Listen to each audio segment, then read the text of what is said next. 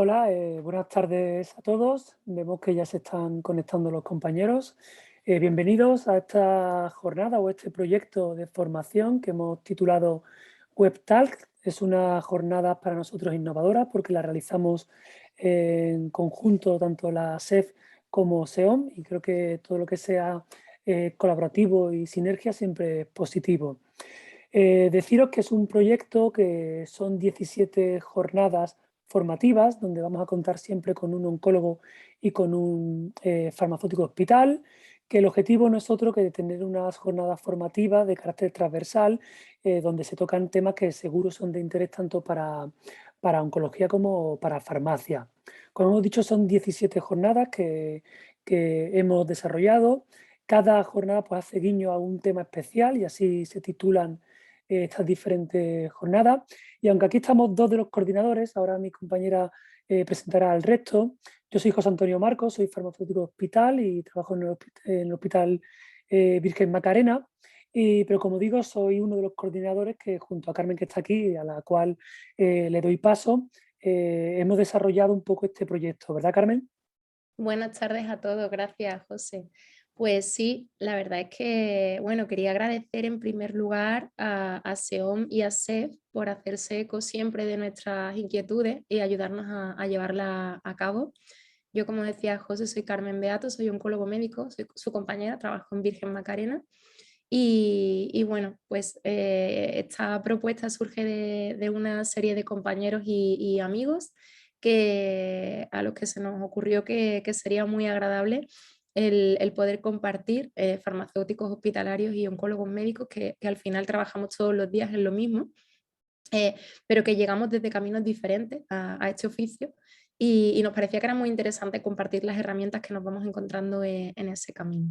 Estos compañeros que somos los coordinadores, que SEOM y SEF han tenido a bien que seamos los coordinadores de esta actividad, pues somos José Antonio Marcos, mi compañero, yo misma, el doctor Martín Lázaro Quintela, del Complejo Hospitalario Universitario de Vigo, la doctora Estela Moreno Martínez, del Hospital Sant Pau, en Barcelona, el doctor Pérez Altozano, del Hospital Virgen de los Lirios, en Alcoy, en Valencia, y la doctora Estefanía Sanz, del Hospital Universitario Fundación Alcorcón. Y entre todos hemos diseñado esta propuesta que nos va a acompañar durante un año entero, espero que no os canséis antes, y con la que vamos a empezar hoy, ¿verdad, José? Sí, pues mira, vamos a comenzar ya porque tenemos una hora y media donde le hemos pedido a los compañeros que van a participar que se ajusten al tiempo. Luego tendremos una media horita, espero que para poder debatir y preguntar. Y de aquí ya pues os invitamos que a través del chat podáis lanzar vuestras preguntas o comentarios, que seguro que serán bienvenidos. Y vamos a comenzar con el primer webtal bueno, que hace referencia un poco en honor a los doctores Sake y Yad, como autores de la metodología empleada para determinar la mejor prueba científica y considerados como los padres de la medicina basada en la evidencia, porque vamos a tratar dos temas que serán los conceptos básicos en oncología y los recursos bibliográficos de la lectura crítica. Para ello, pues vamos a contar como farmacéutico hospital con Jesús Francisco Sierra, conocido por todos nosotros como uno de los farmacéuticos referentes en la lectura crítica y en la evaluación, y que seguro será muy interesante. Y luego, pues Carmen nos presentará a David Páez, ¿verdad? Sí, de hecho vamos a empezar con David, si lo tenéis a bien, al que le hemos encomendado la difícil tarea de explicarnos los conceptos básicos en oncología. El doctor David Páez trabaja en el Hospital de Sant Pau, en Barcelona, y es responsable de los tumores digestivos en este hospital. Y sin más, pues yo os dejo con él para que nos cuente esta primera parte de este primer web talk. Cuando quieras, David. Muchas gracias. ¿Me confirmáis que veis la presentación? Sí, perfectamente. Vale, Perfecto. perfecto. Pues gracias Carmen, gracias José Antonio, gracias a la SEOM y a la SEF por la invitación, y muchas gracias a todos los que os habéis conectado. Es que he visto hace un rato que había más de 140 personas, así que enhorabuena por la iniciativa y por el éxito.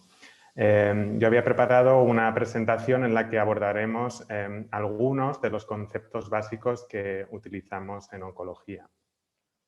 Estos son mis conflictos de interés y he estructurado mi presentación en 3 grandes apartados. En primer lugar, hablaremos de lo que es el cáncer, algunos conceptos relacionados con la epidemiología, los factores de riesgo, estrategias preventivas. Después hablaremos de la clasificación diagnóstica del cáncer, el sistema TNM y su utilidad.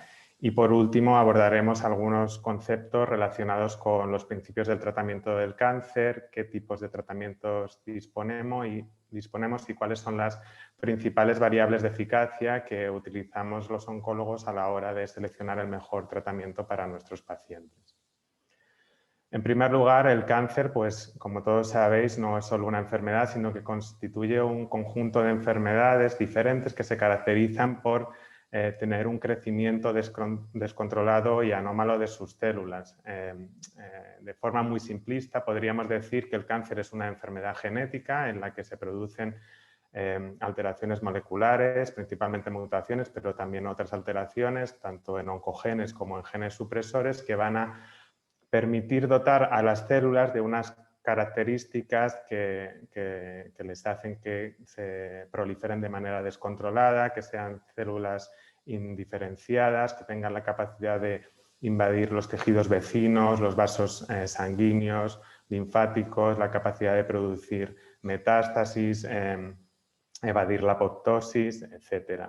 Pero el cáncer es algo mucho más complejo y en este sentido me gustaría aprovechar la oportunidad para recomendaros la publicación reciente hace unos días de los hallmarks del cáncer, en el que quedan de manifiesto los procesos que están interviniendo en el desarrollo de esta enfermedad y que realmente os recomiendo que le echéis un vistazo porque es realmente interesante. En relación a la epidemiología del cáncer, remarcar que esta enfermedad es un problema de salud mundial de primer orden. De hecho, constituye la segunda causa de muerte en los países industrializados.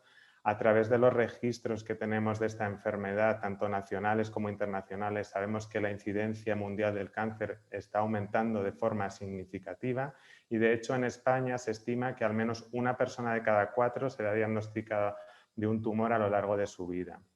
Aproximadamente el 60% de los tumores se diagnostican a partir de los 65 años, por tanto es un problema sanitario de gran magnitud que se asocia al envejecimiento de la población.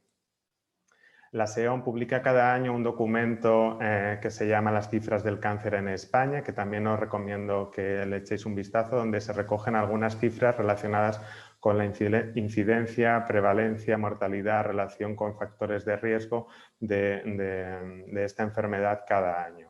En general podemos decir que se estimaba para el 2021 más de 275.000 casos nuevos de cáncer, que los tumores más frecuentes en varones son la próstata, el cáncer colorectal y el pulmón, y en mujeres los tumores de mama, colorectales y pulmón, y que si tenemos en cuenta varones y mujeres, el tumor más frecuente es el cáncer colorectal.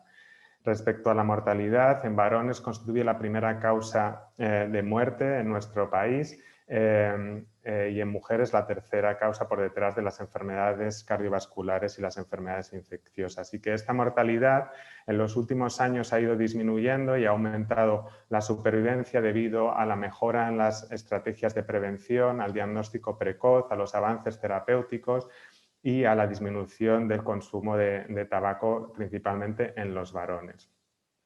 Sabemos que hay una serie de factores de riesgo que están claramente establecidos para esta enfermedad. El cáncer es una enfermedad multifactorial que se desencadena por la acumulación de diferentes factores de riesgo y sabemos que el tabaco, el sobrepeso, el alcohol, las radiaciones ultravioletas, una dieta pobre en fruta y verdura, las infecciones o el sedentarismo se asocian con una mayor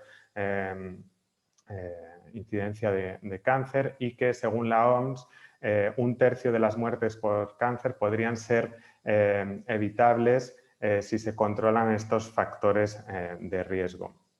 Es importante conocer y establecer bien cuáles son estos factores de riesgo porque su conocimiento nos permite diseñar estrategias preventivas de tipo primarios, serían aquellas que nos permiten modificar de forma progresiva aquellas circunstancias que van a dar lugar a la aparición de factores de riesgo, como controlar la obesidad, dejar de fumar, limitar el consumo de alcohol, etcétera, y otras estrategias tipo secundarias, como vendría a ser la implementación de pruebas de screening que permitan la detección precoz de lesiones premalignas o de tumores en estadios iniciales, como puede ser, por ejemplo, la implementación de la mamografía, el test de sangre oculta en heces, colonoscopia, Papa Nicolau y otros.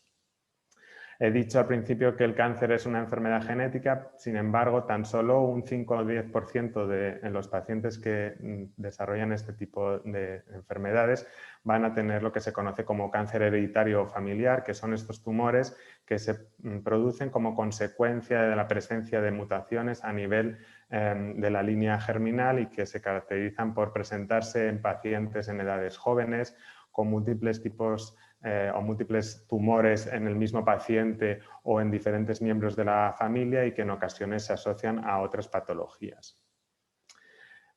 Una vez diagnosticado el cáncer es fundamental que nosotros lo clasifiquemos y para ello empleamos el sistema TNM que tiene en cuenta el tamaño del tumor y su grado de infiltración del tumor a lo largo de la pared donde el tumor se está originando, la afectación adenopática locorregional o la presencia de metástasis a distancia.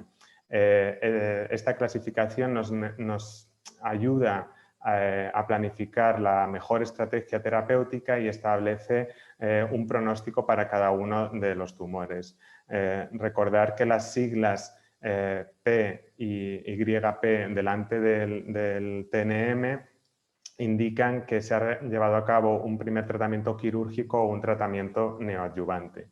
Y la combinación de la T, la N y la M es lo que nos determina los estadios, que aunque hay diferencias entre los diferentes tipos de tumores, a grandes rasgos podemos decir que los estadios 1 y 2 corresponden a los tumores localizados o diagnosticados en etapas iniciales, los estadios 3 serían aquellos tumores localmente avanzados y los estadios 4 aquellos que presentan metástasis o se diagnostican en estadios avanzados.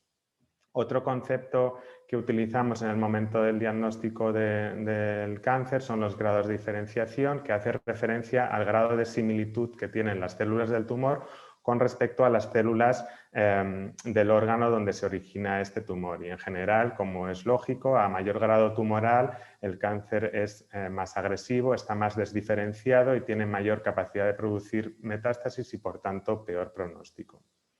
Y respecto a los tratamientos, como sabéis, hoy en día disponemos de múltiples opciones terapéuticas, desde la cirugía, quimioterapia, hormonoterapia, radioterapia, otros tratamientos más recientes como la inmunoterapia, técnicas de ablación. Y estos tratamientos los disponemos hoy en día para el tratamiento del cáncer gracias al desarrollo o a haber demostrado su eficacia dentro de ensayos clínicos.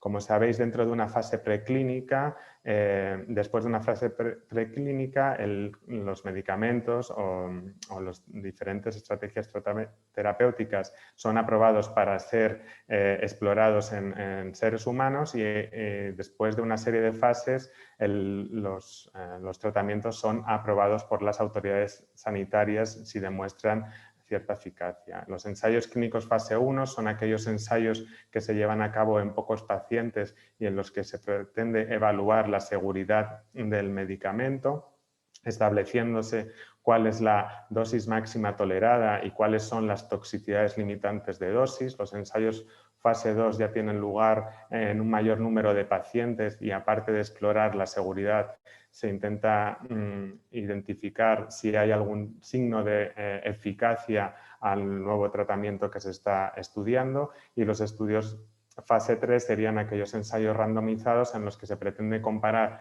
el tratamiento estándar hasta el momento con el nuevo tratamiento experimental. Y por último, los fase 4 serían los estudios que se llevan a cabo en un gran número de pacientes una vez que los medicamentos han sido aprobados por las autoridades reguladoras.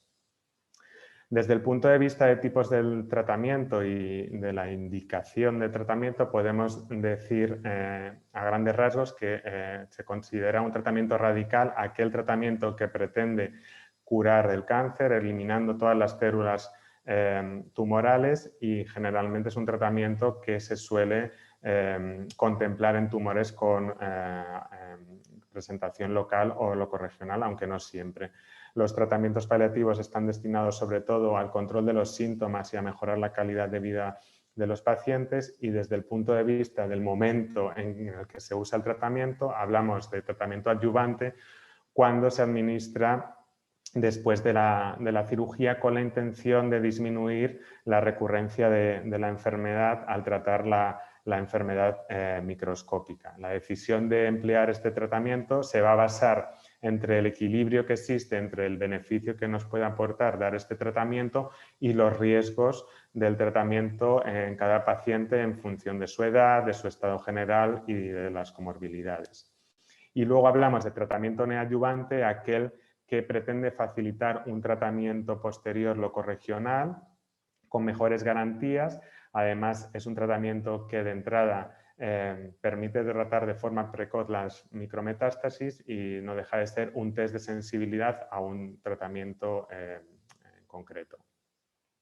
En el contexto de enfermedad metastásica, primera línea sería el tratamiento que se administra de entrada. Cuando este deja de funcionar, hablamos de tratamiento de segunda línea o terapia de rescate. El tratamiento de mantenimiento sería aquel que nos ayuda a prolongar la respuesta o la remisión, y luego dos términos que se utilizan más en el contexto de las enfermedades hematológicas, aunque en ocasiones también en el caso de tumores sólidos. El tratamiento de inducción sería aquel que pretende inducir una remisión, y la consolidación es el tratamiento que se administra una vez que se logra la remisión. Desde el punto de vista de los indicadores de eficacia de los tratamientos, nosotros tenemos en cuenta una serie de variables. En primer lugar, me gustaría comentar algunas cosas relacionadas con la respuesta a los tratamientos. En el año 2000 se definieron los criterios RECIST 1.0 y en el año 2009 se hizo una versión mejorada de estos criterios, que lo que pretendían era estandarizar y simplificar los criterios de respuesta que había entre los ensayos clínicos y se utilizan como herramienta que nos permite tomar decisiones terapéuticas. Normalmente lo que se hace es obtener una valoración basal del estado en el momento del diagnóstico de la enfermedad, y se va utilizando esa misma exploración a lo largo del tratamiento o del seguimiento del paciente. Los criterios RECIST tienen en cuenta las lesiones medibles que presenta el paciente, que son aquellas lesiones que tienen un tamaño considerable, superior a 10 milímetros medidos por TAC, o unas adenopatías superiores a 15 milímetros en el eje corto, o lesiones óseas que tienen componentes de partes blandas. Y también tiene en cuenta las lesiones no medibles, que son lesiones más pequeñas o lesiones óseas o otras afectaciones metastásicas difíciles de mesurar, como pueden ser el derrame pleural, pericárdico o peritoneal.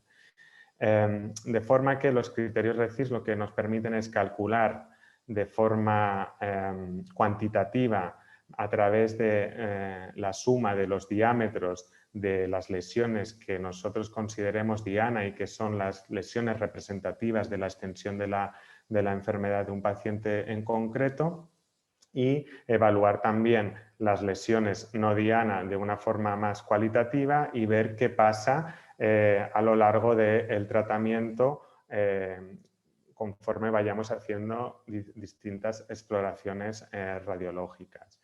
y en función de lo que pase se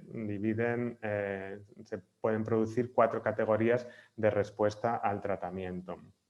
En primer lugar, respuesta completa en el caso de las lesiones medibles diana, pues sería cuando se produce una desaparición de toda la enfermedad en el paciente. Respuesta parcial es cuando al menos se produce una reducción de un 30% de las sumas de los diámetros de las lesiones diana con respecto al estudio basal.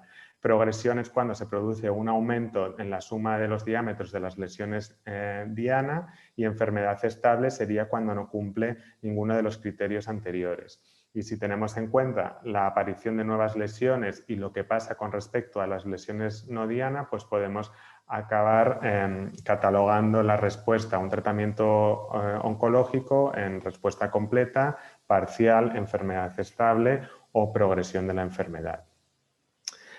Aunque los criterios RECIST 1.1 son los criterios más utilizados para la valoración de respuesta a un tratamiento oncológico, decir que hoy en día existen otra serie de criterios y que se utilizan específicamente para otros tipos de tratamiento, como los criterios CHOI en el caso de terapias dirigidas o los criterios inmunoRECIST en el caso de tratamientos de inmunoterapia. Otros criterios son más específicos de algún tipo de tumores en concreto, como los criterios RANO para la valoración de respuesta en tumores cerebrales, o los criterios PERCIS, que son los que se utilizan cuando la exploración radiológica que se utiliza para la valoración de respuesta es el PET. ¿Vale? En los últimos años también han surgido otros conceptos como es el caso de la pseudoprogresión, que es una forma de respuesta clínica diferente, que consiste en un empeoramiento inicial debido a la infiltración linfocítica de las lesiones tumorales, sobre todo en aquellos pacientes que reciben tratamiento con inmunoterapia, y este empeoramiento inicial dura un tiempo indeterminado y después da lugar a una posterior mejoría, y este tipo de conceptos también se tienen que tener en cuenta cuando planteamos un tratamiento con inmunoterapia en nuestros pacientes. La respuesta a un tratamiento nosotros la evaluamos con la variable tasa de respuestas o tasa de respuestas objetiva, que no es otra cosa más que el número de pacientes que responden a un tratamiento, el porcentaje de número de pacientes que responden a un tratamiento frente al porcentaje de pacientes que participan dentro de un ensayo clínico, del porcentaje de pacientes que reciben ese tratamiento. Y cuando comparamos la tasa de respuestas objetivas de dos tratamientos dentro de un ensayo clínico, lo que utilizamos es el riesgo relativo, que nos determina la magnitud del efecto. Por ejemplo, aquí había puesto un tratamiento A que produce un 15% de respuestas y un tratamiento B que produce un 20% de respuesta. El riesgo relativo sería el cociente de ambas tasas de respuestas y nos indica que el tratamiento B es un 33% más eficaz, o que las probabilidades de que funcione el tratamiento B son de un 33% superiores con respecto al tratamiento A, y es un concepto que también tenemos que tener claro. Las ventajas de este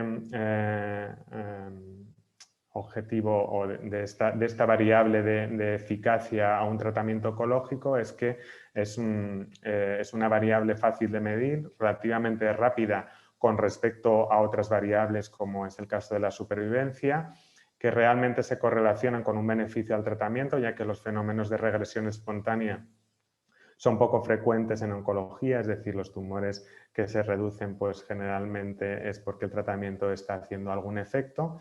Es la variable que se emplea en ensayos clínicos, generalmente en fase 2, o en aquellas estrategias de tratamiento que exploran el tratamiento neoadyuvante. Además, en ocasiones hay una correlación entre la respuesta y la supervivencia, como por ejemplo el caso que os pongo en la gráfica de la derecha, en la que, como veis, los pacientes que presentan una tasa de respuestas completas patológicas a un tratamiento con agentes anti-ER2 se correlacionan con una mayor supervivencia que aquellos pacientes que no tienen una respuesta completa patológica. Respecto a las desventajas a la tasa de respuestas, es que no siempre pasa esto, sino que a veces la respuesta no es una buena variable subrogada de una mejor supervivencia. En ocasiones vemos que los tumores responden al tratamiento, pero que la duración de esta respuesta es por un periodo muy corto de tiempo y a veces la calidad de esta respuesta pues no es buena. También vemos que existe una variabilidad entre los resultados de respuesta en los ensayos clínicos fase 2 y lo que ocurre luego en los estudios fase 3 de registro, y esto normalmente suele ser porque hay un elevado sesgo del evaluador, ya que la valoración de respuesta va a depender tanto del observador como de las técnicas de imagen que utilicemos, y en ocasiones es difícil diferenciar entre el tejido tumoral viable y el tejido tumoral necrosado, ¿vale? También otra de las desventajas de la tasa de respuesta es que no todas las lesiones son medibles, que tampoco se puede utilizar este endpoint en ensayos clínicos de adyuvancia y que algunas terapias no producen regresiones tumorales, sino que producen más bien estabilizaciones.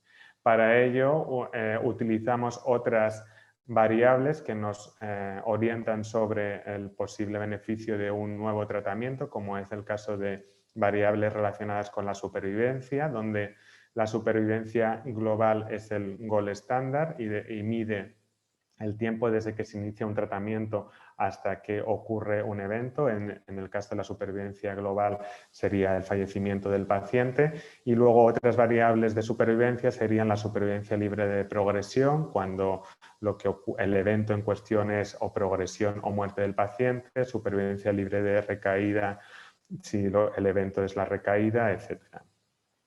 Para llevar a cabo un análisis de supervivencia, lo que hacemos es llevar a cabo una valoración conjunta del hazard ratio o la reducción de riesgo relativo, que lo que nos mide es la magnitud de diferencia que existe entre dos supervivencias a dos intervenciones terapéuticas, la mediana de supervivencia, que vendría a ser el tiempo en el que la mitad de los pacientes han progresado o han fallecido, o la supervivencia en un punto concreto. Y también el estudio o el análisis de la gráfica de supervivencia nos va a dar más información y una idea de la diferencia que existe en términos de supervivencia entre los dos tratamientos. Y para explicarlo con un ejemplo que siempre se entiende mejor, pues os pongo aquí una gráfica que es de supervivencia libre de progresión que analiza la supervivencia libre de progresión en pacientes con cáncer colorectal metastásico con tumores con inestabilidad de microsatélites que recibían un tratamiento de primera línea con pembrolizumab, un agente inmunoterápico, frente a quimioterapia convencional. Como veis, en primer lugar, lo que podríamos decir es que para aquellos pacientes que reciben pembrolizumab se produce un 56% de progresiones frente a un 76% en el caso de aquellos que recibieron quimioterapia. La mediana de supervivencia para pembrolizumab es de 16,5 meses frente a los 8,2 meses de aquellos que reciben quimioterapia, por lo que pembrolizumab aumenta la mediana de supervivencia libre de progresión en 8,3 meses. También vemos cómo a los 36 meses un 42% de los pacientes tratados con pembrolizumab todavía no han progresado con respecto a tan solo 11 meses de los tratados con quimioterapia. Y de la observación de esta curva también podemos ver cómo inicialmente sí que se produce una caída de los pacientes en los primeros meses que inician tratamiento y que progresan al tratamiento con pembrolizumab, pero a medida que se aumenta el seguimiento se produce una estabilización de estos pacientes y un beneficio mantenido a largo plazo, que es algo característico de los agentes inmunoterapia.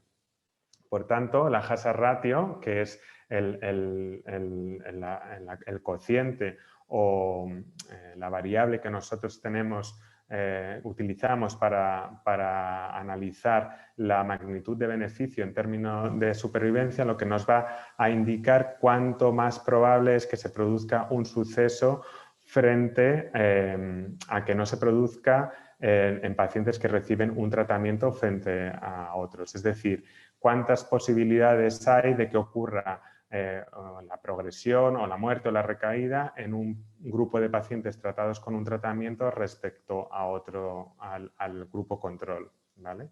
Si el valor de la hazard ratio es por debajo de 1, es que el tratamiento experimental pues, tiene un efecto protector, mientras que si está por encima de 1, el tratamiento experimental no aportaría beneficio, y la hazard ratio se considera significativa cuando el intervalo de confianza no incluye el valor de 1. En el caso de la gráfica que os he puesto antes, la hazard ratio era de 0,59, con un intervalo de confianza que no coge el 1, por tanto, el beneficio en términos de supervivencia libre de progresión es significativo, y lo que indica es que pembrolizumab reduce el riesgo de progresar en un 41% respecto a la quimioterapia. Y si hacemos el ejercicio de un ejemplo hipotético en el que la hazard ratio fuese de 1,59 con un intervalo de confianza que tampoco incluye el 1, por lo tanto también sería significativo, este valor de hazard ratio significaría que aquellos pacientes tratados con pembrolizumab tendrían un 59% más de posibilidades de progresar que los que reciben quimioterapia. Y es una variable una variable estadística que tenemos que tener muy claro a la hora de interpretar la eficacia de un tratamiento en concreto. Ya hemos visto cuáles son estas variables de eficacia que nosotros utilizamos en oncología, pero a la hora de plantear la elección de un tratamiento no solo tenemos que saber que funciona, sino que tenemos que tener en cuenta otros aspectos del paciente, de la enfermedad, que también nos van a ayudar a la elección del tratamiento. Respecto a las características del paciente, pues es fundamental, aparte de la edad, el estado general, comorbilidades, los tratamientos tratamientos concomitantes que pueden interaccionar con el tratamiento que vayamos a administrar, la presencia de toxicidades previas, características tumorales como el volumen tumoral, los síntomas que presenta el paciente, si es posible llevar a cabo posteriormente una cirugía de rescate. Otros aspectos como pueden ser biomarcadores que nos van a ayudar a seleccionar tratamientos, porque sabemos que estos biomarcadores nos indican una mayor sensibilidad a uno u otro tratamiento, y por supuesto aspectos relacionados con las preferencias del paciente, calidad de vida y perfiles de toxicidad de los diferentes tratamientos.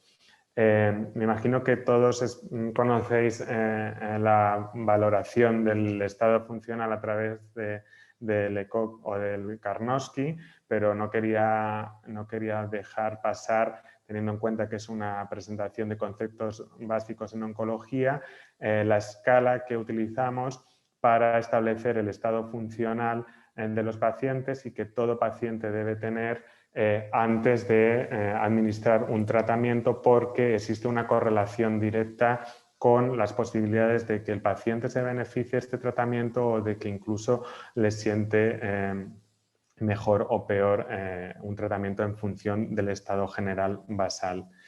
Y con respecto a los biomarcadores, que son características biológicas que somos capaces de medir y que nos dan información sobre diferentes procesos biológicos, tanto normales como patogénicos, que nos van a estar dando información respecto a la respuesta a diferentes tratamientos, a respuesta en términos de eficacia como a respuesta en términos de toxicidad. Sabemos que no todos los tratamientos benefician a todos los pacientes que tienen una misma enfermedad y además aquellos que se benefician no todos van a presentar la misma tolerancia.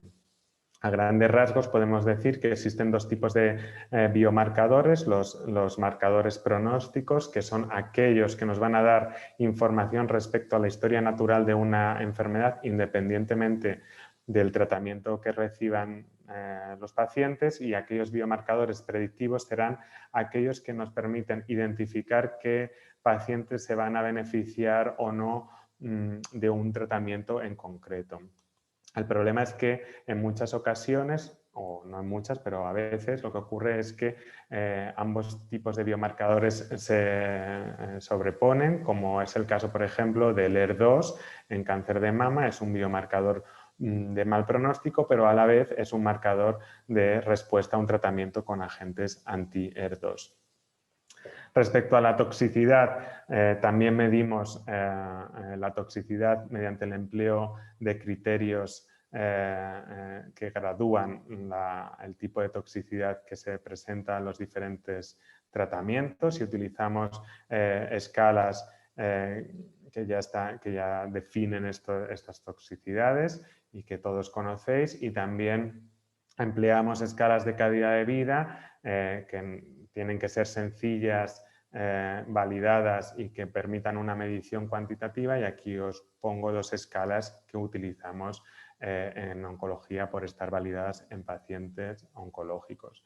Y por último, me gustaría terminar con esta diapositiva, que son las escalas de la ESMO que miden la magnitud del beneficio clínico a un tratamiento, que lo que pretenden es resaltar qué tratamientos son más eficaces porque producen un claro beneficio clínico, bien porque aumenten la supervivencia y este aumento sea prolongado, o bien porque sean tratamientos que mejoran la calidad de vida de los pacientes, y que la ESMO ha definido, y que os recomiendo vuestra revisión, porque son cada vez veremos con más frecuencia el empleo de estas escalas a la hora de valorar la aprobación de los fármacos para los pacientes oncológicos.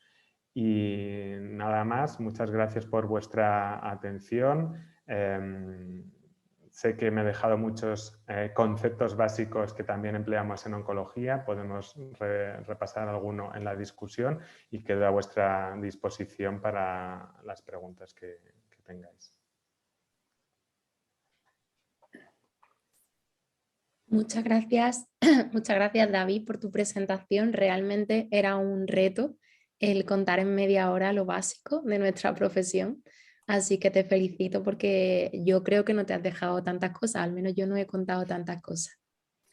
Yo creo que además que va a ser una sesión que muchos de nosotros nos vamos a guardar, ¿no?, para esos compañeros que empiezan en la oncología, para situarnos, y creo que ha sido muy interesante, David. Enhorabuena.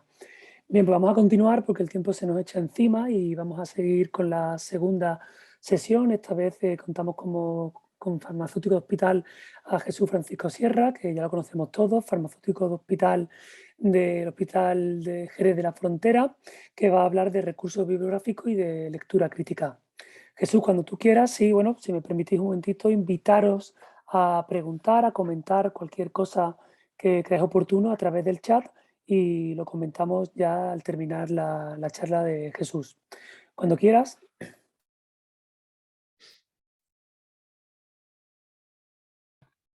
Perdón, que no tenía voz. Muchas gracias a SEOM y a SEF por la invitación a participar en este espacio, ¿no?, de colaboración. Vale, yo me voy a centrar sobre este tema de recursos bibliográficos y lectura crítica. Me voy a centrar sobre todo en la parte de lectura crítica. Bueno, primero mostraros mis conflictos de interés. Soy el principal, es que trabajo en el Servicio Andaluz de Salud y tengo alguna participación como en algún advisory de GSK no relacionado con la oncología, pero bueno, aquí está esto. Sobre la lectura crítica, que me gusta mucho, me ha gustado mucho, y esto es una adquisición de hace muy poquito, de un manual de lectura crítica, en el que participan muchos compañeros, algunos médicos, algunos farmacéuticos y algunos epidemiólogos en concreto, y me gusta mucho esta definición que hace porque me parece muy sencilla, ¿no? Muy fácil de entender. Esto de que la lectura crítica es la mejor herramienta de los clínicos para afrontar la optimización de las decisiones sobre los pacientes, ¿vale? Me pareció una definición bastante buena y me apetecía traerosla hoy aquí y seguramente recurro en algún momento más a ella. Y traía una historia que contaros porque me parece una historia que es crítica en nuestra historia y por el motivo que la mueve. Seguramente alguno la conocerá, pero seguramente, no sé si os suena a este señor, Ignacio Semmelweis. Este señor fue el director médico de la maternidad de Viena en el siglo XIX. Y mientras fue director médico allí, analizó una situación que era muy dramática en aquel momento, ¿no? Hablamos a mediados del siglo XIX, fallecían por fiebre puerperal, pues casi, bueno, aproximadamente un 15%, entre el 15 y el 20% de las mujeres que daban a luz. Esto que hoy en día sería algo inaceptable, en aquel momento, bueno, pues era algo que tenía cierto grado de aceptación en la asistencia sanitaria y bueno, se veía como un riesgo más y a este señor le llamó la atención. A él le llamó la atención sobre todo una cosa. Llegó un momento que, igual que muchas veces nos ocurre a nosotros, ¿no? Pues por decreto, se separó en aquella maternidad, se instauraron dos pabellones con prácticas diferentes, dos perfiles profesionales diferentes. Se separó un pabellón 1 en el que atenderían a las parturientas, las atenderían médicos, y un pabellón 2 en el que las atenderían las matronas. Y este señor, Ignacio Semmelweis, se dio cuenta de que a lo largo del tiempo la mortalidad iba aumentando mucho en el pabellón 1, donde atendían los médicos, y se reducía incluso en el pabellón donde atendían las matronas. Esto es algo bueno, que él promovió como esta información, la sacó a la luz, lo trató de abordar de alguna forma y claro, todo apuntaba a que sus compañeros médicos estaban haciendo algo que podía ser tan dañino para las mujeres que daban a luz como que le producía la muerte a un porcentaje importante.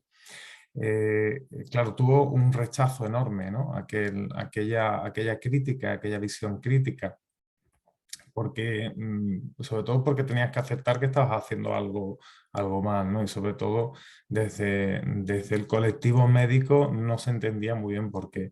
Lo que él hizo fue sencillamente pues, utilizar un método bastante deductivo. Tenemos que irnos a pensar que en aquel momento el origen infeccioso de las enfermedades no estaba tan claro como ahora, de algunas enfermedades.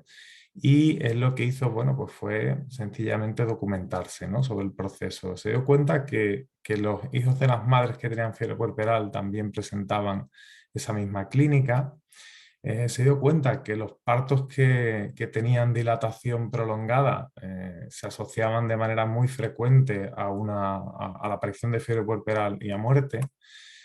También se dio cuenta de que las pacientes que daban a luz en la calle o de forma muy temprana, era muy raro que tuvieran alguna complicación y era muy raro que fallecieran. Y observó alguna cosa más, ¿no? Como que en el pabellón 1 fue donde apareció el primer caso de fiebre puerperal, que las del pabellón 2 estaban más sanas y que antes de la separación de la atención entre médicos y matronas en los dos pabellones, la mortalidad por esta causa era la misma en los dos pabellones, ¿vale? Como decía, tuvo bastante rechazo en su tesis de que algo estaban haciendo sus compañeros médicos que producía este daño y se le ignoró un poco.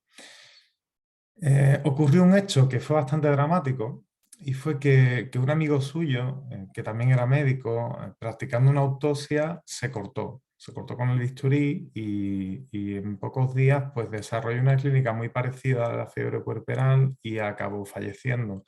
Y claro, esto ya le dio una pista que fue definitiva, ¿no? Había algo en los cadáveres que se transmitía o que transmitía esa enfermedad y que podía producir la muerte. Y rápidamente hiló que los médicos hacían autopsias y las matronas no las hacían, con lo cual algo había en las manos de los médicos que cuando atendían un parto pues podían producir esa situación. Y él instauró algo tan sencillo como el lavado de manos, ¿vale? En el momento que él instaura el lavado de manos, se reduce drásticamente la mortalidad baja por debajo del 5% y, y se ve bastante claramente que el lavado de manos es una medida efectiva y que la causa claramente estaba en algo que iba de las manos hasta las pacientes, ¿vale?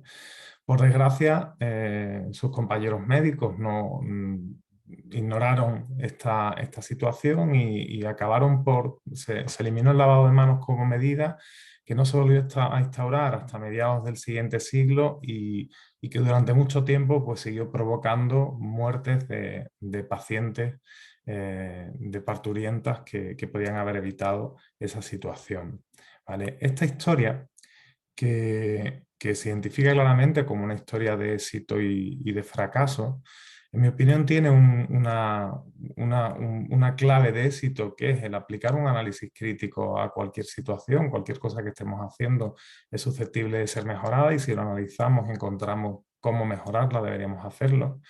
Y hay otra situación que también se pone de manifiesto y que es el fracaso y es el miedo a asumir que algo se ha estado haciendo mal, ¿no? Si no hemos estado haciendo las cosas como deberíamos haberlas estado haciendo y reconocemos que es así, pues nos puede dar miedo asumir lo que hayamos podido producir, ¿vale?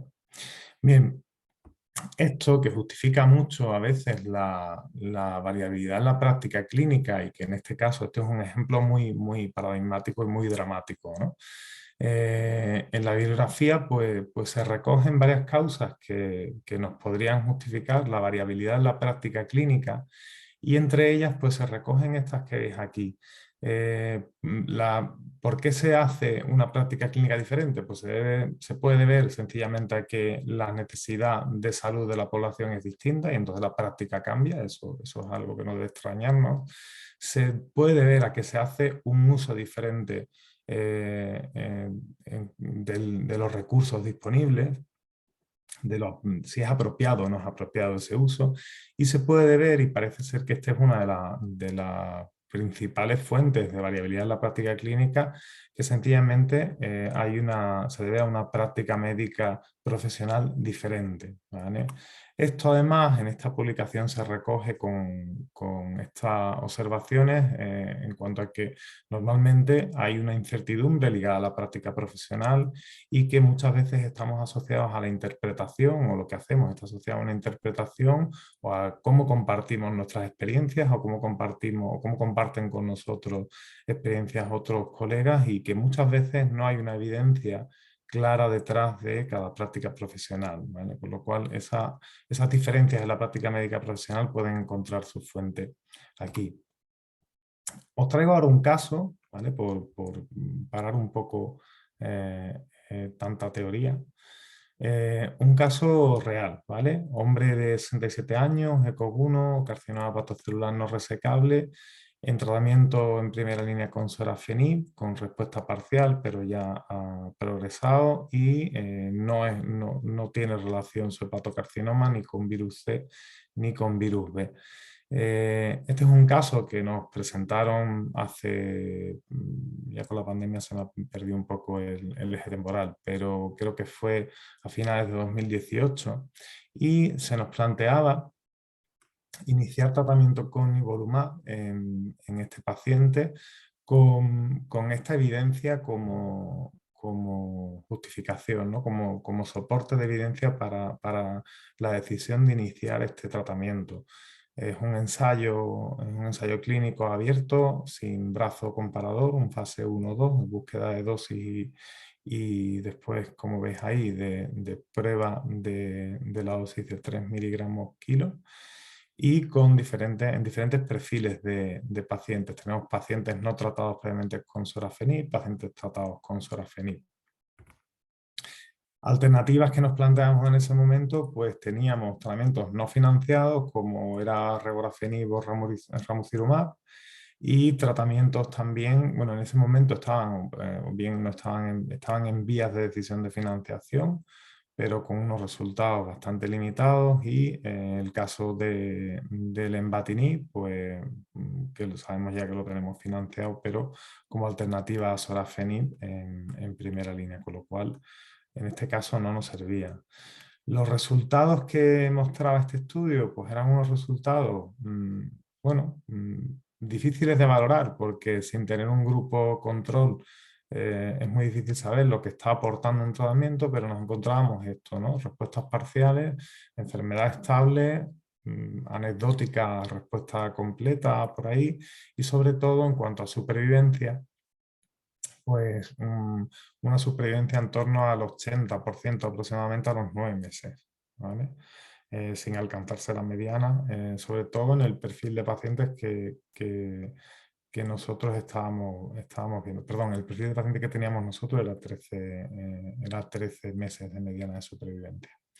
¿Vale? El perfil que aparentemente tenía mejor resultado era el perfil de paciente no tratado o intolerante a tratamiento con sorafenib.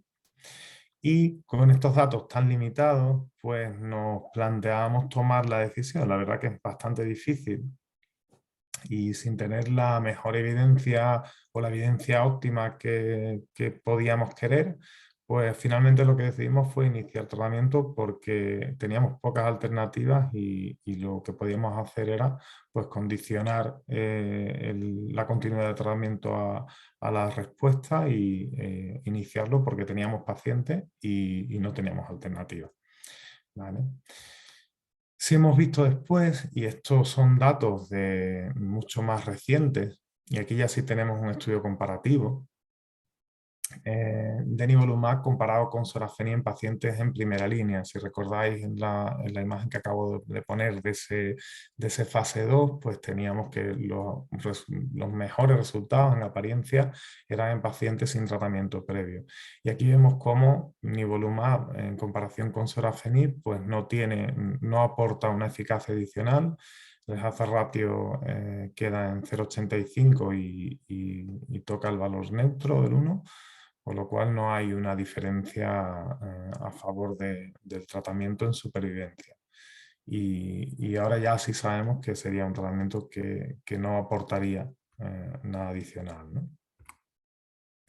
Bien, como esto, pues y la bibliografía lo recoge, hay una heterogeneidad en la interpretación de la literatura médica que lleva, y como decía, la literatura recoge casos llamativos en los que resultados positivos de algún tratamiento que podían incluso reducir la mortalidad no se adoptan hasta años después, aunque han sido publicados y están disponibles. Y hablamos de tratamientos que no dependen de una financiación o que no dependen de una autorización algunas veces. No siempre es que estemos esperando la decisión de financiación. En esto y en la lectura crítica siempre se cuestiona el que si es necesario hacer o no hacer lectura crítica, ¿no? Si ya tenemos un proceso que revisa la calidad de las publicaciones, que es la revisión por pares, que está pensada para que las publicaciones que nos lleguen tengan una mínima calidad, pues hay veces que nos llevamos sorpresas, ¿no? Si atendemos al por qué funciona el peer review, la revisión por pares, por qué funciona, pues la realidad es que tenemos una producción científica enorme, ¿vale? Enorme, y gran parte de lo que hace en la revisión por pares es cribar aquello que no tendría, que tendría un interés muy bajo, ¿no? Que en algunos casos no es tanto el interés, sino es el interés editorial de la revista concreta, pero sí es cierto que se hace un cribado, ¿no? Y lo que sí es cierto que aunque se haga ese cribado, no podemos asegurar que lo que ese cribado ha hecho acabe dándonos un producto o una publicación que cumpla con la calidad que necesitamos, ¿vale? Sí es cierto que es un primer cribado que es necesario, pero no siempre es suficiente, ¿no? De hecho, esto está puesto de manifiesto por parte de algunas publicaciones. Hay bases de datos que seguro que os suenan, donde lo que se hacen es resúmenes de publicaciones y valoración de publicaciones. Y en concreto, de estas monografías, sí sabemos que en torno a un 7% pasarían, midiendo las publicaciones de revistas, de las 20 revistas de mayor impacto en el ámbito médico, aproximadamente el 7% pasaría el corte de una calidad adecuada para ser aplicable en la práctica, con lo cual queda claro que no es suficiente el tener una revisión por pares para garantizar que lo que estamos leyendo es una información completamente válida, ¿no? De hecho, y esto es algo que todos oímos muchas veces, ¿no? Está publicado en tal revista no hará las cosas mal, ¿no? Está puesto de manifiesto en múltiples publicaciones. Esto es un ejemplo del ámbito de la patología cardiovascular, y es este concepto que se denomina spin, ¿vale? No es otra cosa que el maquillaje de los resultados a través del lenguaje, es decir, expresar unos resultados de una determinada forma puede llevar a que se interpreten incluso como positivos resultados que son neutros o que podían ser negativos. Y es algo, como digo, bastante estudiado y a lo que deberíamos prestar atención. Trayéndomelo un poco más al terreno de la oncología, nos encontramos con además un ensayo clínico bastante curioso. Fijaros, aquí tenéis esto a modo de ejemplo de lo que es la intervención a la que se someten en este ensayo clínico. Hablamos de disponer de una serie de artículos que podríamos considerar que tienen un lenguaje que maximiza los resultados, comparándolo con un grupo control, que serían una serie de artículos cuyo Astra no tiene ese lenguaje, ¿no? Y fijaros, porque veáis un ejemplo, aquí vemos, este sería un artículo escrito con ese lenguaje SPIN, en el que se nos cuenta, bueno, pues que hay una tasa de respuesta global con un tratamiento comparado con el otro, ¿vale? Y se nos dice que hay una diferencia del 24,6% en términos relativos, un 10,5% en términos absolutos, y se da una P sin darnos la valoración de que esa P nos indica que realmente ese resultado se puede ver al azar, ¿vale? Es un resultado que carece de significación estadística y seguramente no deberíamos hablar, en Astra no se debería hablar de una mejora relativa, sino sencillamente pues dar el resultado, ¿no? Fijaros que hay otro término por ahí que es el de tendencia. Hubo una tendencia a mostrar un resultado. Esto se ha identificado como uno de los términos más frecuentes a la hora de expresar de manera inadecuada un resultado, porque las tendencias realmente no deberían expresarse así, sino que deberían dar pie a una investigación adicional que aclarara si eso que llaman tendencia es realmente un resultado real, ¿no? Sin embargo, sí se sabe que cuando hablamos de tendencia, y esto todos hemos visto alguna vez, o alguna vez se nos ha propuesto iniciar un tratamiento con una bibliografía en la que se mostraba una tendencia a una mejora. No deberíamos hacer caso, como digo, a esas tendencias, porque no sabemos si la tendencia esa se va a cumplir o no se va a cumplir, ¿no? Incluye también este Astra otro ejemplo, que es el hacer un análisis retrospectivo de subgrupos. Los análisis de subgrupos deben estar especificados, preespecificados, y deben cumplir otra serie de garantías. Recoge este Astra también, daros cuenta que esto es dentro de un ensayo clínico, es la intervención, ¿vale? Fijaros cómo expresa la seguridad. Excepto neutropenia y leucopenia, no hubo diferencias estadísticamente significativas en la toxicidad grado 3-4, es decir, se está como restando importancia con el lenguaje a las diferencias de seguridad que ni siquiera se nombran, ¿no? Bien, la alternativa, lo que sería expresar esto de una forma más, digamos, más objetiva, si os fijáis, pues carece de eso, carece de valoraciones. Sencillamente se muestran los datos y se permite a quien lo esté leyendo que obtenga sus propias conclusiones, ¿vale? No hace falta dirigir de ninguna manera en ese abstract hacia ningún sentido, sobre todo en el caso que estamos viendo donde no hay diferencias estadísticamente significativas en nada y no se está obteniendo ningún resultado que sea relevante. Bien, pues con este tipo de intervención y 30 artículos en este ensayo se aleatorizaron 300 oncólogos a valorar algunos de los 30 abstracts que se les daban. Y el resultado que se obtuvo, aunque no es muy llamativo, pero sí es algo a poner de manifiesto, ¿no? Se hace una valoración positiva de manera más frecuente cuando se lee un texto escrito en lenguaje, aunque se den los mismos resultados, si se escribe en un lenguaje con esa visión más positiva o sobrevalorando los resultados, pues se induce un resultado, una valoración más positiva de la bibliografía. Incluso como veis abajo, pues ese lenguaje pues induce el que se quiera investigar más o se quiera leer más el artículo, ¿vale? Bien, vuelvo al mismo punto de inicio, es decir, la lectura crítica nos podría aportar una herramienta para optimizar esas decisiones. A mí me gusta verlo o ejemplificarlo un poco de esta forma, ¿no? El que al final un análisis crítico nos pueda servir como nos sirven otras herramientas para tomar decisiones o para abordar la situación de los pacientes y abordar sus problemas.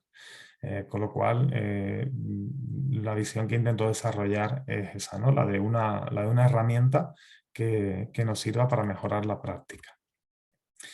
Para empezar, todos sabéis, y esto yo creo que más o menos lo tenemos todos claro, el que a la hora de tomar decisiones yo puedo formular hipótesis en torno a estudios que sean prospectivos o retrospectivos cuando no son aleatorizados, pero solo puedo confirmar algo cuando tengo ensayos clínicos aleatorizados, ¿vale? Es la única forma. Yo siempre recomiendo, sobre todo a los residentes que rotan conmigo, tener en cuenta algunas cosas. Bueno, lo primero, los 3 elementos fundamentales en la lectura crítica, que son estos que veis aquí, ¿no? Ahora los veremos un poco más en profundidad: validez interna, relevancia clínica y validez externa. Y sobre todo lo que le digo que no deben hacer, no te debes frustrar cogiendo un artículo y leyéndotelo entero, ni traduciéndolo, ni querer entenderlo entero. Yo creo que el procedimiento o el proceso de lectura crítica, que debe siempre emplear alguna herramienta y alguna metodología, se debe hacer como un proceso pseudoquirúrgico, ¿no? Tiene que ser algo que vaya por partes y que no intentes hacer frente a un artículo para leerlo por completo ni entenderlo por completo. Y la manera de hacer esto para mí son las preguntas. Yo lo divido en esas 3 partes, ¿no? En validez interna, relevancia clínica y la aplicabilidad, validez externa. Y como digo, está todo formulado en forma de preguntas que vamos a ir contestando. Esto que hacemos nosotros en nuestro hospital, que llevamos ya unos años haciéndolo, no es algo nuevo.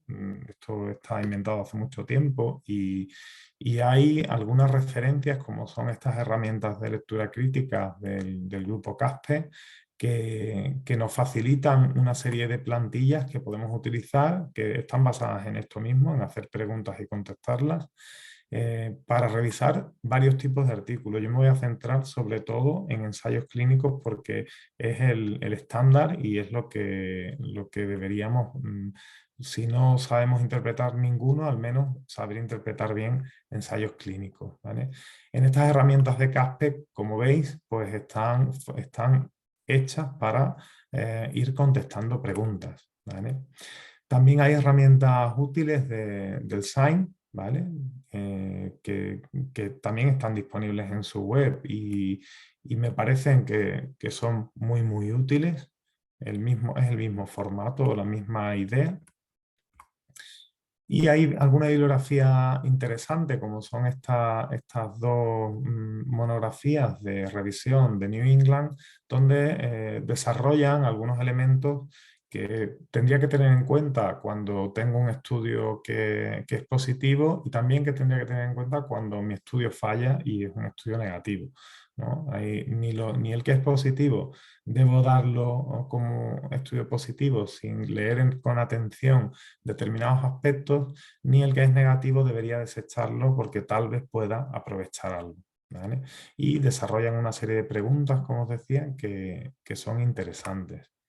Todo esto nosotros lo hemos condensado dentro de una herramienta que utilizamos semanalmente para analizar un estudio, un ensayo clínico, y que vamos pues, acumulando, ¿vale? Contiene un resumen y después contiene pues, las partes más importantes, las preguntas relacionadas con la validez interna, con la relevancia clínica y con la validez externa, ¿vale? Y bien, porque esto es complejo de hacer, hacemos una sesión semanal, con lo cual no podemos asumirlo todo. Es verdad que hacemos algunos análisis independientes de las sesiones semanales, pero no nos queda más remedio que hacer una selección y ordenar, ¿no? Y nuestra forma de ordenar el trabajo para esto está basada en un observatorio de novedades. Lo que pretendemos es adelantarnos con mucho al momento en el que vamos a disponer del medicamento y hacer un análisis crítico que nos sirva para, bueno, pues para aprender tanto de ese fármaco en esa patología como para ir creciendo en el conocimiento en metodología de análisis, ¿no? Lo que hacemos es partir de las opiniones positivas de la EMA y estas opiniones positivas que las volcamos en un Excel. De cada opinión positiva vamos decidiendo algo y una de las decisiones que tomamos sobre esas opiniones positivas pues puede ser hacer el análisis crítico estructurado. A esto es lo que yo lo llamo como canal comercial, porque aquí vemos ensayos clínicos que obedecen a las solicitudes de autorización de laboratorios a la EMA. Entonces es el principal canal probablemente, pero si hay indicaciones o fármacos indicaciones que no están sujetos a una autorización por parte de la EMA, tanto de una nueva autorización para un medicamento disponible como de un nuevo medicamento, pues se nos podría escapar, ¿no? ¿Qué hacemos con esto? Pues aparte revisamos las principales fuentes de información. Es muy difícil hacer un volcado muy frecuente de todas las revistas, pero intentamos no dejarnos ninguna de las que pueden ser interesantes y de aquí pues hay veces que obtenemos algunos estudios como este que ves aquí, de quimioembolización con FOLFOX en hepatocarcinoma, que bueno, como podéis ver, aparentemente lo tenemos que analizar y habrá que verlo en profundidad. Habrá que hacer la lectura crítica de esto, pero en apariencia es un estudio con una diferencia de supervivencia en torno a un 22% a los 3 años que merece la pena revisar para confirmar o para saber si lo podemos llevar a la práctica o no, ¿no? Y esto se sale completamente de ese canal comercial que os citaba. O este ejemplo, este es algo más antiguo, de este esquema VRCAP en linfoma de células del manto, que como veis ahí, eso es una gráfica de supervivencia global y está aportando una diferencia de más de 30 meses de mediana. Para mí es un esquema que además está ahora mismo, bueno, pues es un esquema que no accede por ese canal comercial, pero que sin embargo es un adelanto terapéutico enorme y que debería estar priorizado en los pacientes con este diagnóstico en primeras líneas, ¿no? Tenemos también ejemplos, este esquema lo hemos utilizado y este está en muchas guías, FOLFIRINOX, en este caso en adyuvancia de cáncer de páncreas. Toda esta bibliografía, si no hiciéramos ese otro volcado de revistas, lo perderíamos, ¿no? Y esto también lo incorporamos a nuestros talleres de lectura crítica. Y bien, yo quería terminar con un ejemplo, creo que voy bien de tiempo. Es un ejemplo que, bueno, sobre el que estábamos trabajando, está trabajando mi residente Carmen Cuadros y que me ha prestado para contaros alguna pincelada hoy aquí. Claro, cuando ves este esquema bevacizumab en hepatocarcinoma, pues ves esta curva y sabes que algo tienes que hacer, ¿no? Nada más verlo con ese hazard ratio y con estos datos, pues algo hay que hacer. Y es lo que ella ha empezado a hacer. Yo solamente tampoco le quito mucho más, que ella mañana tiene una sesión en el servicio y analizará esto. Yo solamente le tomo 3 pinceladas. Nosotros prestamos mucha atención, como no puede ser de otra forma, a la variable principal, en este caso supervivencia global. Bueno, hay 2 variables coprimarias, supervivencia global y supervivencia libre de progresión. Y si prestamos mucha atención al objetivo de demostrar, ¿qué se plantean en este ensayo? Demostrar. Se plantean demostrar un hazard ratio de 0,71 que es coherente con una diferencia de medianas de 4,9 meses. Para eso tienen que incluir 480 pacientes, o lo que sería equivalente en términos de análisis de supervivencia, que se produzcan al menos 312 eventos. Y necesitan pues 33 meses de seguimiento para ver ese resultado y tener la potencia que veis ahí, una potencia del 80%. ¿Vale? Esto es muy importante en el momento que iniciamos el análisis, saber exactamente qué pregunta es la que se ha hecho. Esto lo solemos encontrar en el apartado de cálculo del tamaño muestral. No está formulado con la claridad tal vez que lo veis aquí, está formulado de otra forma, pero todos estos elementos se pueden extraer de este apartado. Si no están ahí, lo podéis sacar seguramente del protocolo, sino del apéndice. En el protocolo suele estar con bastante exactitud. Bien. Y los resultados, pues si os fijáis, tenemos una mediana de tiempo de seguimiento de 8,6 meses. Es un análisis que se hace, el primer análisis intermedio a los 12 meses, que es lo que se publicó en ese momento, y el hazard ratio es de 0,58, que es lo que acabamos de ver. Esto, ya habiendo visto cuál era el objetivo y cómo se planteaba, nos hace ver una cosa muy clara, ¿no? Que el resultado, de momento, es un resultado inmaduro. Hacían falta 312 eventos de muerte y todavía lo que tenemos hasta ahora, hasta el momento de esa publicación, teníamos un 51%, 161. El tiempo de seguimiento, si os fijáis, hablamos de 8,6 meses de mediana y se necesitaba hasta 33 meses, con lo cual estamos en un resultado, como digo, inmaduro. Si nos vamos a valorar la validez interna, pues en la validez interna hay alguna pregunta más, aparte de estas 5 que en nuestro checklist, pero por no perderos mucho en tiempo ahora, hay 5 preguntas que son fundamentales en el análisis crítico, que nos permiten decir que el estudio tiene una validez interna elevada, ¿no? Y en este caso, bueno, pues tenemos un ensayo clínico que es controlado, es decir, ahí sabemos lo que va a aportar el fármaco, se orienta una pregunta muy clara y se detalla de una manera muy clara cuál es el resultado que se espera, eso está muy bien hecho, la asignación es aleatoria, el reclutamiento es completo y lo único que tenemos incompleto es el seguimiento, ¿vale? No tenemos los resultados, esos resultados completos, con lo cual aquí sí habría que ponerle como un condicional en la validez. Este estudio tiene todo para tener una validez interna máxima, pero de momento tiene un resultado que es inmaduro, que es incompleto, ¿no? Bien, en cuanto a la relevancia clínica, la variable principal es la variable estándar en relevancia clínica, supervivencia global. La magnitud que se obtiene es una magnitud considerable, ¿vale? De hecho, y esto lo ha presentado David antes, estas escalas de ESMO de valoración de beneficio clínico, en la web de ESMO tenéis publicados, además, seguro que lo sabéis, las valoraciones que ha hecho ESMO sobre determinados ensayos clínicos, y este está valorado y tiene una puntuación de 5, que es la puntuación máxima, ¿vale? En cuanto a relevancia clínica. El único pero que debíamos ponerle de momento es que los datos son inmaduros, ¿vale? Esto habrá que dejar que madure o habrá que ver qué incertidumbre es la que aceptamos dejando esa maduración.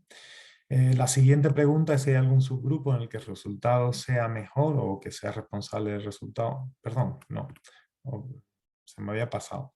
Tenemos resultados un poquito más maduros, que estos son de clinicaltrials.gov, no estaban en la publicación, sino que en esta web donde se recogen ensayos clínicos y muchas veces se van actualizando resultados y hay actualización hasta 30 meses y nos sigue apareciendo, se ha reducido o ha empeorado en algo el hazard ratio, y el hazard ratio a mayor tiempo de seguimiento 0,66, ¿vale? Con ese intervalo de confianza que veis ahí, y la mediana pues, nos muestra que se aporta aproximadamente unos 6 meses de ganancia de supervivencia global con el esquema del grupo de intervención, ¿vale? Bien, como decía, ese condicional con datos inmaduros parece que va ganando madurez y se va manteniendo empeorado algo, pero sigue siendo una relevancia clínica importante. Sobre el análisis de subgrupos, pues hay solamente 2 subgrupos que podían plantearse como subgrupos en los que hubiera una mayor eficacia, que son aquellos pacientes en los que la etiología del hepatocarcinoma tiene relación con infecciones virales, pero sí es verdad que en esto hay que ser muy escrupuloso en el análisis de subgrupos y hay que aplicar una metodología, hay metodología publicada. Lo primero que hay que hacer es ver si hay interacción estadística y en este caso no hay interacción estadística o está al límite en el caso de la comparación con la hepatitis C, ¿vale? Y habría que, aquí en realidad pararíamos, en realidad no habría que aplicar el resto del análisis de subgrupos. Sabéis que habría que mirar si hay una plausibilidad biológica para justificar que estos subgrupos tuvieran un mejor resultado, si hay consistencia, es decir, si hay este resultado se ha visto en otros ensayos a favor de la inmunoterapia para este tipo de etiología, o si esto estaba preespecificado. En realidad, no habiendo interacción estadística, todo eso no tendríamos que mirarlo, ¿vale? Sobre si hay algún subgrupo en el que esté especialmente el resultado en términos absolutos, es decir, aunque no haya interacción, pero hay un subgrupo en el que hay una ganancia especialmente de supervivencia, pues en este caso no está disponible las medianas de los diferentes subgrupos, con lo cual no lo podemos valorar. Y lo siguiente que nos quedaría por ver es si los resultados son precisos, son estos resultados moderadamente precisos, ¿vale? Bien, y al final analizaríamos la aplicabilidad. Yo destacar sobre todo si está descrito el flujo de pacientes, y esto es importante, ver cuántos pacientes se han excluido y si ese porcentaje está justificado. Porque un 31% de exclusión de pacientes puede estar bien dependiendo del por qué se excluyen. Si os fijáis aquí, pues se dice que hay en una mayor parte, que son esos 188 pacientes, no cumplen los criterios de selección. No se expresa qué criterios son los que no cumplen, con lo cual es muy difícil saber si la pregunta 5 que tenéis ahí, que si guarda relación el motivo por el que se excluye con posibles alteraciones de la eficacia o seguridad del tratamiento, que esto sería lo que nos interesaría saber, y como no se expresan los motivos, pues no podemos conocerlo. Saber, como dice la pregunta 6, si en las conclusiones se expresa la población exactamente en la que se obtiene el resultado. Aquí nos hablan de la población general, pacientes con hepatocarcinoma irresecable, y no se nos expresa, no se ciñe a ningún grupo ni a los criterios de selección concretamente, con lo cual tampoco lo podemos conocer si se podía haber reflejado, ¿no? ¿El tratamiento del grupo control es el estándar? Pues sí, se utiliza sorafenib y ahora mismo, en el momento actual, todavía podemos pensar que es el estándar. Sobre si hay algún riesgo incremental asociado al tratamiento aplicado en comparación con el grupo control, pues parece, en apariencia, el tratamiento es tan seguro como sorafenib. Sí es verdad que si os fijáis en los eventos adversos graves hay un 7,2% más, hay con más frecuencia eventos adversos que llevan a abandonar algún fármaco. En el grupo de intervención veis ahí que es un 15,5 en comparación con un 10,3. Que se abandone el tratamiento completo ocurre en un 7% de los pacientes con atezolizumab y seguramente tiene que ver con que en el grupo de sorafenib se pueda ajustar la dosis y en el otro grupo no estuviera descrito ese ajuste. ¿Vale? La realidad es que la seguridad parece que, bueno, que tendría algún pero, ¿no? Podríamos tener alguna pérdida de seguridad. La siguiente pregunta nos sirve un poco para valorar esto, ¿no? Si superan los beneficios a los riesgos, pues claro, con esa diferencia de supervivencia y teniendo en cuenta que la supervivencia es un resultado que engloba eficacia y seguridad, siendo un resultado, una variable final, ¿no? de un peso máximo, pues los beneficios sí superan a los riesgos. Y el balance beneficio-riesgo pues no parece específico de ninguna población, porque como hemos visto no hay ningún subgrupo que se beneficie sobre otro. En definitiva, en este ejemplo, pues vemos que bueno, la validez interna es elevada y una baja probabilidad de sesgo y lo único es que en el momento de la publicación el seguimiento es insuficiente. Ya hemos visto en ese seguimiento en clinicaltrials.gov que parece ser que el resultado, aunque se modifica un poco, sigue siendo un resultado bastante bueno. En la relevancia clínica diríamos lo mismo, ¿no? Una relevancia clínica elevada, ya os digo, en ESMO he visto pocas valoraciones de un 5 en terapias sin intención curativa. Y en cuanto a aplicabilidad, pues lo único que nos falta es conocer y analizar muy bien cuáles son esos criterios de inclusión, exclusión y saber las características de la población excluida, ¿no? Pero por lo demás parece que no sería muy limitado hacerlo. Como os decía antes, pues el objetivo sería un poco el que esta lectura crítica a nosotros nos sirviera como una herramienta más para conocer la utilidad de los fármacos y que fuera una herramienta más para el cómo atendemos a nuestros pacientes, ¿no? Y os devuelvo con esta frase porque me parece bastante buena. Y nada más, gracias por vuestra atención y a ver si tenemos un buen debate. Bueno, pues muchas gracias, Jesús, por tu interesante charla. La verdad es que cuando has dicho que íbamos bien de tiempo, está a punto de decirte, no vamos bien de tiempo, Jesús. Pero bueno, yo creo que cuando las charlas son interesantes hay que dejarlas, ¿no? Y siempre, pues ahora tener un tiempo bien para que los compañeros que nos estén escuchando, pues lancen sus preguntas o comentarios pertinentes, o bien nosotros, bueno, pues empezar un poco el debate. Yo primero quiero felicitar a David por su presentación, también a Jesús por la suya, que creo que han cubierto nuestras expectativas.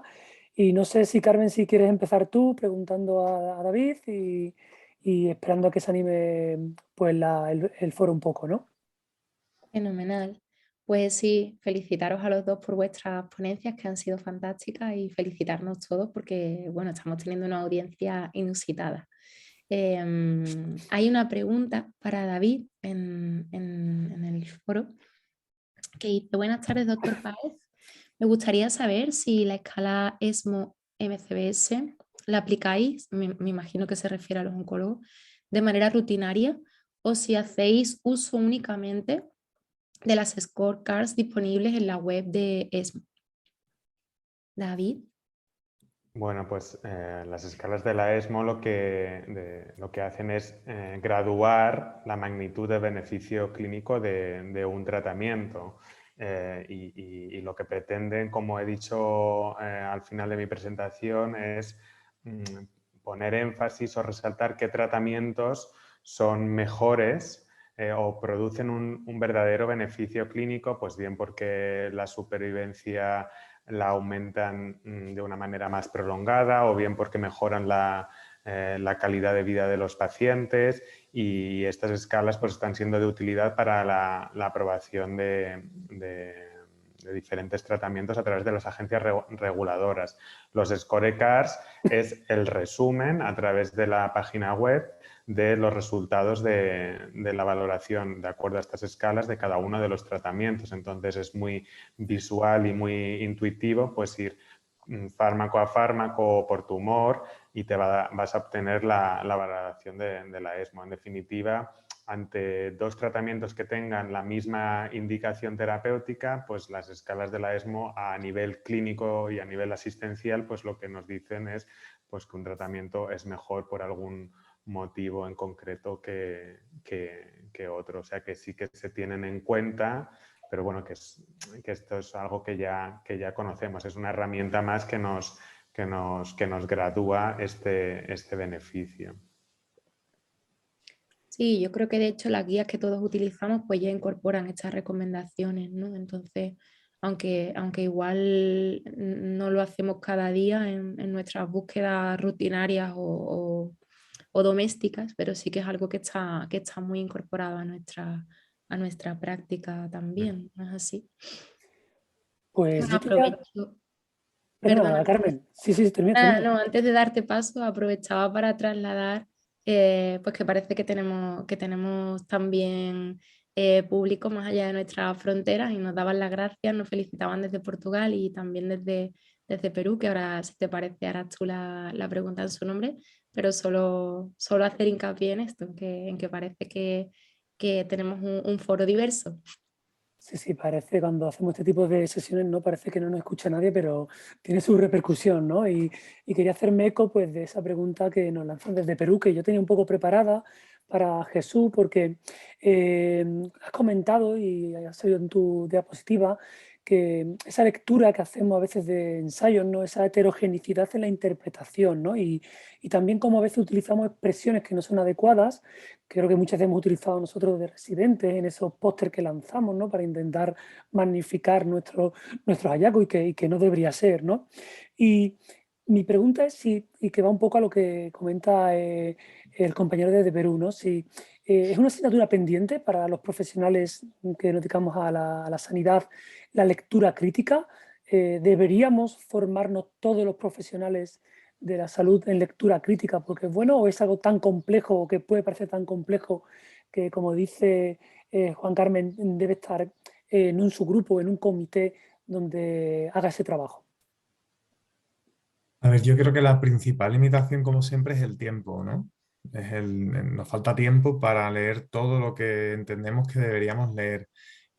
Para mí, no, yo creo que todo el mundo debería tener unas nociones de lectura crítica, sino para hacerla, para saber valorarla, ¿no? Para saber valorar un análisis crítico. Para mí las lecturas críticas más ricas son las que hago de manera conjunta y cuando hay otras especialidades es mucho más rico que cuando la hago solo entre farmacéuticos, ¿no? Porque siempre hay matices que se pueden ver, se pueden apreciar de manera diferente y, como digo, enriquecen. Y para mí es que es algo que no sé, yo no creo que podamos no hacer lectura crítica. Para mí es algo que no podemos, que no deberíamos dejar de hacer. Y no deberíamos dejar de hacerlo desde la base profesional. O sea, no podíamos permitir que alguien estuviera haciendo continuamente lectura crítica por nosotros, porque si esto existe es porque ha habido una serie de compañeros que se han dedicado a hacer lectura crítica y a elaborar herramientas, ¿no? La que utilizamos nosotros es de elaboración propia, utilizando otros recursos que otros han compartido con nosotros y a mí me parece lo más, no sé, como lo más productivo, ¿no? Ya digo, si dejamos de hacerlo, nadie se va a preocupar de que esto se mantenga ni que esto mejore. Y es necesario porque además tenemos metodologías nuevas, hay nuevos tipos de diseños de ensayos clínicos y tienen sus limitaciones y tienen sus bondades y debemos conocerlas y saber cuándo estamos pisando un terreno de certeza aceptable para el paciente y cuándo no, ¿no? Y eso para mí es lo fundamental, ¿no? Porque todo esto va orientado a establecer decisiones o a tomar decisiones que den garantías a los pacientes, que al final es lo que ellos quieren y lo que nosotros queremos, ¿no? Que tengan una garantía de un resultado. Bueno, simplemente comentar que si antes era Portugal, luego Perú, ahora se une Argentina y agradeciendo pues que compartamos la información. Simplemente comentaros eso. No sé si Carmen tiene alguna pregunta más. Yo quizás, si me permites, comentar con Jesús y también con David, ¿no? Quizá cómo podríamos mejorar esa lectura crítica. Y creo que ha dicho una cosa importante Jesús, ¿no? Que es el hacer estas sesiones o compartir este ejercicio con diferentes servicios, ¿no? Que no sea algo, una parcela exclusiva de oncología o solamente de farmacia, ¿no? Porque luego todo esto hay que discutirlo, ¿no? Y quizá, como decía Jesús, haciendo estos ejercicios previos, estos talleres que puedan ser compartidos, pueda facilitar que esa interpretación que decía Jesús de una heterogeneidad en la interpretación pues pueda ser más tenida en cuenta o más consensuada desde un principio, ¿no? ¿Cómo veréis vosotros, ¿no? Esas reuniones conjuntas o esa evaluación, no evaluación, sino esa lectura compartida por diferentes servicios, ¿no? A mí me parecería extremadamente positivo y en referencia al ejemplo que ha puesto Jesús respecto al tratamiento con atezolizumab, bevacizumab en hepatocarcinoma, es como has desgranado toda la información, es algo que nosotros a veces somos mucho más simplistas y nos quedamos simplemente con es un estudio positivo, es un estudio negativo, pero no andamos tanto en lo que le faltaría para que fuese realmente pues, un estudio 100% perfecto. Yo creo que sería de gran interés para todos y aparte también un poco de feedback también respecto a opciones terapéuticas que nos planteamos y que a veces solicitamos en régimen de usos compasivos y que a veces se nos deniegan sin muchas explicaciones, ¿no? Y a veces pues entendiendo el porqué, pues yo creo que bueno, no solo aprendes, sino que además, bueno, pues lo encajas mejor. Y en este sentido también te quería preguntar, Jesús, que no ha habido en ningún momento la variable economicista de cuánto cuesta el tratamiento, ni la presión que os meten desde gerencia en la comisión de farmacia que va a evaluar un tratamiento que se os solicita. ¿Esto también influye en la decisión de aprobar o aceptar un tratamiento para uso en vuestro hospital? Eso siempre influye. A ver, hay que ver, nosotros este observatorio, yo lo planteé hacerlo así por adelantarnos mucho al momento en el que verdaderamente íbamos a tener la presión de tener el fármaco, ¿no? Porque si lo hacemos cuando se produce la opinión positiva, estamos llegando, o sea, estamos adelantándonos un año, al menos, a la llegada, me refiero a la llegada promocional del fármaco, que eso siempre tiene pues, un efecto mediático, tiene un efecto de presión, ¿no? Sobre los profesionales, sobre los pacientes para los profesionales, etc. Entonces, intentamos analizar esto cuando no hay otros elementos que los propios de la publicación y el resultado. Y nosotros lo hacemos así y hay veces que la conclusión es, bueno, pues aquí hay que hacer algo, con esto tenemos que hacer algo, incluso hablar con la dirección para que se tome la decisión de tratar, o con esto de momento todavía podemos esperar, ¿no? Porque el resultado, bueno, pues es de una relevancia que no tiene, bueno, pues que de momento podría esperar. Este ejemplo que te pongo ahora, yo cuando fue la opinión positiva y vi la publicación, directamente envié el ensayo clínico a los médicos responsables del hepatocarcinoma. En el caso de mi hospital lo lleva sobre todo digestivo, aunque cuando hay que tratar a los pacientes con terapia sistémica, se hace cargo el servicio de oncología. Entonces, directamente con digestivo les comuniqué el ensayo clínico, que esto tenía opinión positiva y que yo pensaba que debíamos hacer algo, ¿vale? No hemos hecho nada o no ha habido una respuesta a esto hasta hace un mes y medio aproximadamente, ¿vale? Y hace ya mucho tiempo. Muchas veces, como digo, no sé, yo creo que hay una presión que viene de muchos puntos y en este caso, pues solamente esa comunicación por nuestra parte a lo mejor no ha sido suficiente. En mi opinión, esto te puede servir para priorizar y sobre todo para valorar cuándo tengo que adelantarme o cuándo no puedo dejar de adelantarme. Podría poner otros ejemplos, ¿no? Voy a poner ejemplos de cuándo me da igual que se haya publicado, que haya opinión positiva, pertuzumab en adyuvancia de mama, o podría poner ejemplos de pembrolizumab, quimioterapia en cáncer de pulmón no microcítico, ejemplos de fármacos o esquemas que habría que priorizar de una manera importante, ¿no? Yo creo que eso, a mí desde luego, con mi servicio de oncología sí me sirve para que estemos mucho más compenetrados y tengamos un lenguaje mucho más común. Ellos participan en las sesiones que hacemos cuando hay fármacos oncológicos, porque podéis entender que entre todas esas opiniones positivas hay fármacos que no tienen que ver con la oncomatología, ¿no? O con la oncología. Pero ellos participan en las sesiones y bueno, hay veces bueno, que rápidamente quieren ya empezar a utilizar el fármaco.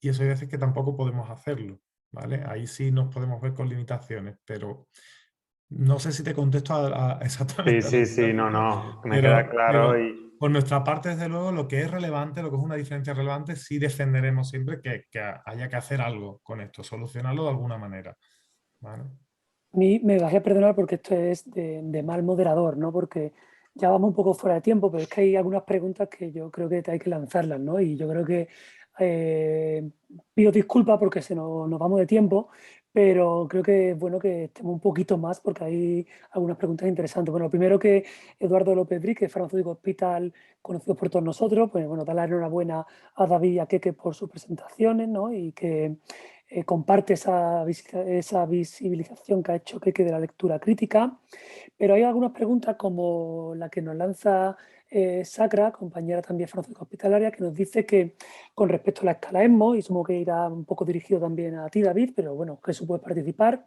también nos dice que sea muy importante para valorar nuevas alternativas terapéuticas, sino que también debería usarse para dejar usar algunas opciones terapéuticas previas que alcanzan puntuaciones muy bajas, ¿no? Es decir, no solamente ya en las nuevas que se van incorporando, sino en aquellas alternativas que ya teníamos y que no teníamos esta herramienta y que a lo mejor tiene una puntuación muy baja, ¿no? ¿Cómo veis esa visión, ¿no? De dejar de utilizar algunas cosas y aplicamos esa escala ESMO a otras alternativas más antiguas? bueno, pues es algo también que invita a la reflexión, ¿no? Puntuaciones bajas de algunos tratamientos que se han utilizado por costumbre, pues a veces no tiene sentido. La verdad es que las escalas de la ESMO se empezaron a desarrollar hace unos años y muchos de los estudios pivotales que han llevado a la aprobación de fármacos no incluían, por ejemplo, escalas de calidad de vida que te adjudica un punto, ¿no? en el caso de beneficio, ¿no? Entonces también tienen sus limitaciones. Al final no dejan de ser una herramienta que nos sirve para graduar o gradar el beneficio o la magnitud de un beneficio. Sí, sí, es para considerarlo. No sé hasta qué punto también, por ejemplo, tú has puesto ahora a mayor seguimiento del ensayo del hepatocarcinoma que empeoraba la hazard ratio, o lo has dicho con estos términos. Yo no sé hasta qué punto es verdad que numéricamente es un número peor, pero también hay mayor seguimiento. Entonces, manteniendo la significación estadística, sigue siendo un estudio positivo y que lo único que ha hecho es incorporar más seguimiento y lo que esto implica a nivel de que haya habido un crossover, otras segundas o terceras líneas de tratamiento. Entonces, que también hay que saber ser crítico con lo negativo, ¿no? Sí, sí. De esto último que dices, a mí, de todas formas, un 0,66 de hazard ratio en hepatocarcinoma me parece muy bueno, ¿no? Que un 0,58 me parecía muy bueno. No, estamos llegando a cifras muy buenas. Pero ese 0,66 bueno, pues está muy bien también, y con unos datos de esa madurez está muy bien.